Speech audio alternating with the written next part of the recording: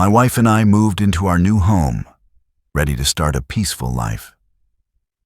When the HOA president showed up uninvited, furious, and trying to intimidate us. She claimed we were violating rules we didn't even know existed, and even called the cops to our house. She didn't realize that my wife is professionally trained and fully capable of presiding over HOA hearings herself. Every false claim, every attempt at intimidation, and every lie fell apart in front of the police, the HOA board, and neighbors. The tables completely turned, exposing the HOA president's overreach and abuse of power. This story shows what happens when an overbearing HOA meets someone who knows their rights and isn't afraid to defend them. It's a story about standing your ground, defending your home, and ensuring justice is served. My name is Michael Carter, and last month, my wife Emily and I moved into our dream home. A quiet, suburban neighborhood. Freshly painted walls, a small front porch perfect for morning coffee. We thought it would be the start of a peaceful life. We were wrong. Within hours of unloading the last box, we noticed something unusual.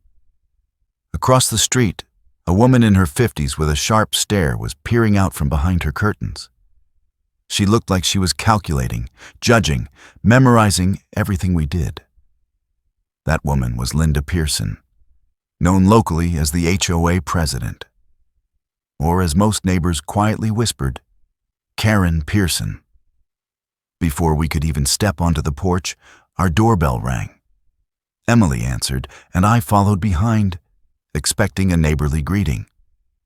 Instead, Linda Pearson thrust a thick folder into Emily's hands, waving her fingers like a judge delivering a sentence. "Congratulations on moving in," she said in a tone that was all sugar and venom at once. "But you need to understand.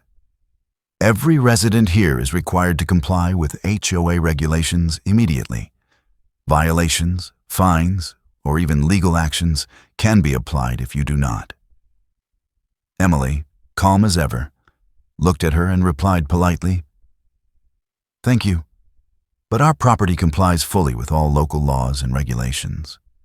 We'll review any HOA rules, but please understand that our rights as homeowners remain intact." Linda's eyes narrowed.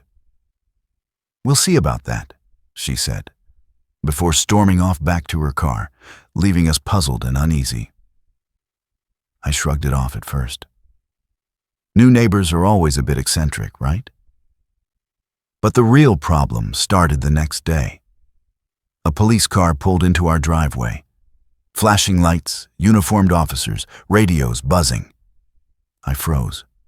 Emily froze. "Sir, ma'am," an officer called out. "We received a report of a disturbance from your new HOA. Can you step outside?" My stomach sank. Apparently, Linda Pearson had called the cops, claiming we were violating HOA rules, causing a disturbance, and possibly trespassing. And just like that, our peaceful moving day had turned into the opening act of a battle we didn't sign up for. The two officers stepped onto our driveway, their boots crunching against the gravel. I held Emily's hand tightly, trying to stay calm. She, as always, stayed composed, radiating confidence that I desperately needed in that moment. "Sir, ma'am, we received a complaint from your HOA president," one officer said. "She claims there's been a disturbance and possible trespassing." I exhaled slowly. "Officer, we moved in yesterday. We haven't had any contact with the HOA besides the initial introduction. There's no disturbance. And we are on our own property." The officer nodded but looked at Emily, who handed him the HOA folder Linda had left on our porch. "I understand, officer," Emily said politely. "We respect community rules where they're lawful, but our home and property rights are fully compliant. I believe this complaint is based on misunderstanding or possibly overreach." That's when Linda appeared, storming down the street, her clipboard held like a weapon. "I need to speak to the police immediately," she shouted. "They are violating HOA rules. This is trespassing, disruption, and—" The officer held up his hand. "Ma'am, calm down. We'll hear both sides, but accusations alone don't determine action." Linda huffed and approached, but Emily stepped forward. Her voice was calm yet firm. "Officer, my name is Emily Carter. I understand you're here about an HOA complaint. Let's review this carefully." Linda's face twitched. Something in Emily's presence, authoritative, composed, clearly unsettled her. We walked the officers around the property. Emily pointed out all relevant details: the property survey, the fence lines, permits for the house, landscaping, and even the small gate leading to the backyard. Everything legally in order, documented, and perfectly within our rights. Meanwhile, Linda's complaints became more frantic. She shouted about community standards, previous violations, and the sanctity of the HOA. But Emily countered every claim with calm clarity, showing where the HOA had no jurisdiction. The officers glanced at each other. One whispered, "She's lying about some of these claims." By the end of the walkthrough, it was clear. Linda had no legal standing to call the cops over our actions. Her accusation wasn't just weak, it was completely unfounded. And that's when Emily delivered a quiet, almost casual line that made my jaw drop. "Officer, I oversee HOA hearings in this county. If this escalates, I will preside over the review of her complaint myself." Linda froze. Her mouth opened, but no words came out. The officers paused, processing what Emily just said. The shift in power was palpable. Suddenly, this wasn't just a homeowner defending her property. It was a professional ready to expose HOA overreach in real time. Linda muttered something under her breath and stepped back, clearly unnerved. I realized, right then, the game had changed. After the initial confrontation, Emily requested the officers step aside for a private conversation. I followed, feeling a mix of awe and relief. She handled conflict like a pro. "Officer," Emily began calmly, "I want to make this perfectly clear. The HOA complaint filed by Ms. Pearson has no legal basis. We are on our private property, fully compliant with county and municipal codes, and no disturbance occurred. Furthermore, I am legally authorized to preside over HOA hearings in this county." The officers exchanged glances. Their body language said what words didn't. This wasn't going to be a simple visit anymore. Meanwhile, Linda paced nearby, muttering about rules, violations, and community standards. Her voice grew louder as she realized her story wasn't holding up. "Ma'am," one officer called to her, "can you provide documentation supporting your claims? Any written warnings, permits, or notices?" Linda's confident expression faltered. She rummaged through her folder, fumbled with papers, and finally held up a single sheet. It looked official, but clearly lacked signatures, dates, or legal authority. Emily took the paper gently, scanning it with a professional eye. "Officer, this document is invalid. It references rules outside their authority and has no legal enforcement. Ms. Pearson cannot compel us to comply based on this." Linda's frustration was now visible to everyone. Her hands shook slightly. She attempted to argue again, but Emily's calm, methodical explanation dismantled every claim. "Let's be clear," Emily said, addressing the officers. "I can preside over this HOA complaint if it proceeds. Any attempt to escalate false claims against us will be reviewed under my oversight, including potential disciplinary actions for abuse of authority." The officers looked impressed.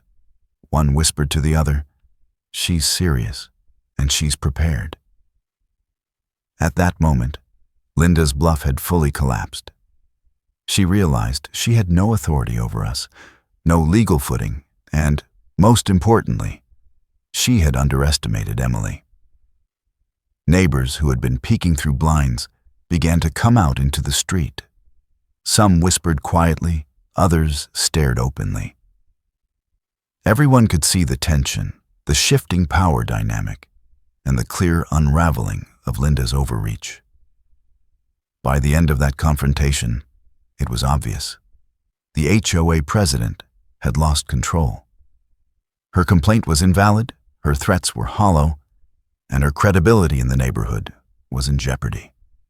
Emily had not just defended our home. She had turned the tables completely, making it clear that any further attempts at harassment would be met with professional scrutiny and legal consequences. For the first time, I felt a weight lift off my shoulders. But I also knew that Linda wasn't finished. The next move she made could either escalate things or completely destroy her own reputation. After the officers left, I thought the drama might be over. I was wrong. Linda wasn't the type to accept defeat quietly. Within hours, she began knocking on neighbors' doors, waving her clipboard, and trying to spin the story. "This new resident is ignoring community standards," she shouted at anyone who would listen. "They've been warned, and now they're challenging the HOA." Emily stayed calm inside the house, reviewing her notes, property documents, and the HOA bylaws. She knew exactly what Linda was attempting, a smear campaign. But Emily also knew the best way to handle it was not to argue. She let the facts speak for themselves. Meanwhile, Linda's efforts quickly backfired. A few neighbors, already familiar with her aggressive behavior, began sharing their own experiences. "Remember the time she fined my husband for planting the wrong flowers?" one neighbor whispered to another.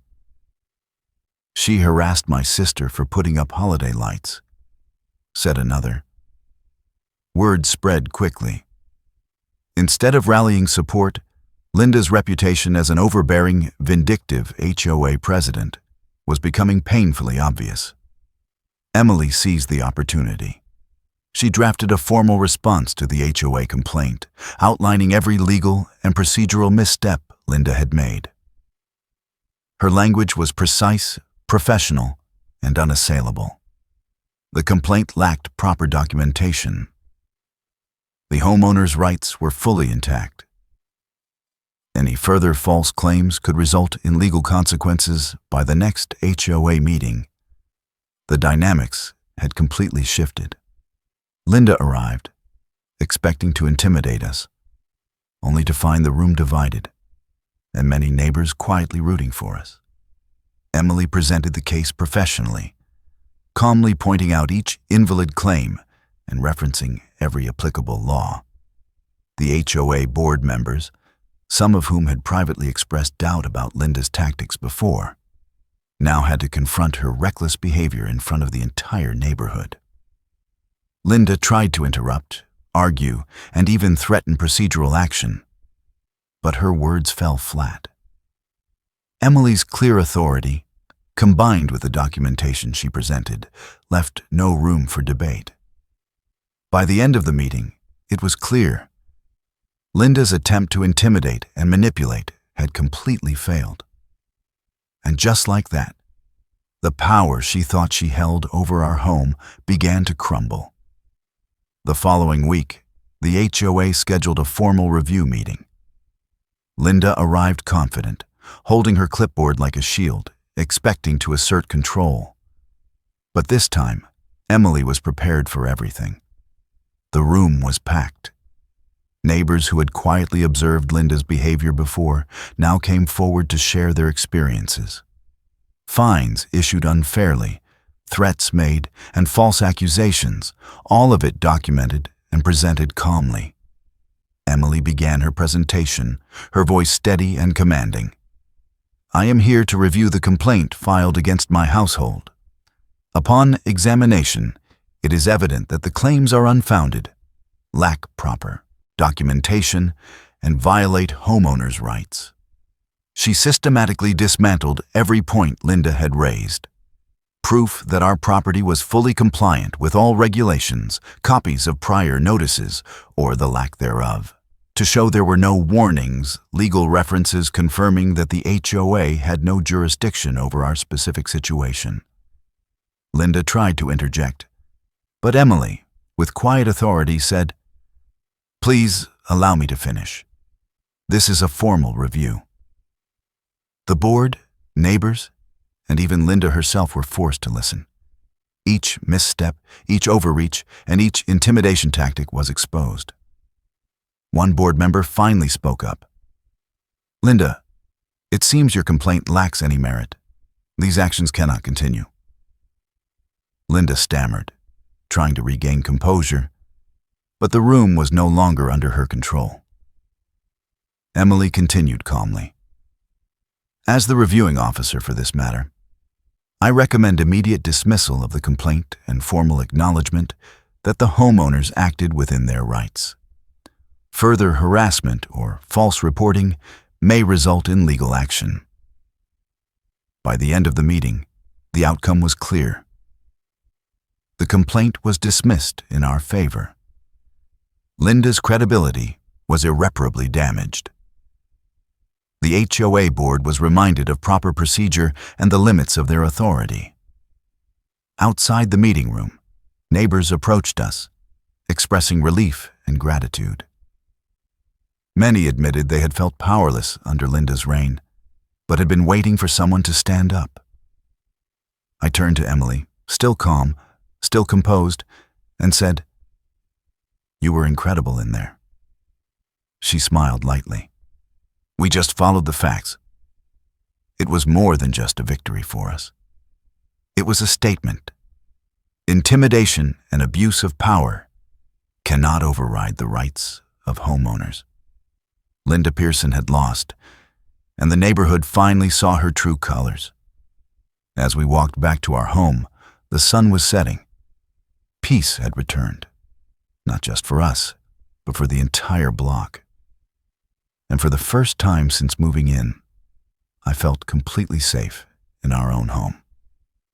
Thanks for watching. If you enjoyed this story and want to see more true HOA horror stories, crazy neighbor encounters, and unbelievable real-life drama, make sure to like, comment, and subscribe. I want to hear from you. Have you ever dealt with an overbearing HOA or a controlling neighbor? Share your experiences in the comments below. Don't forget to hit the notification bell so you never miss a new story.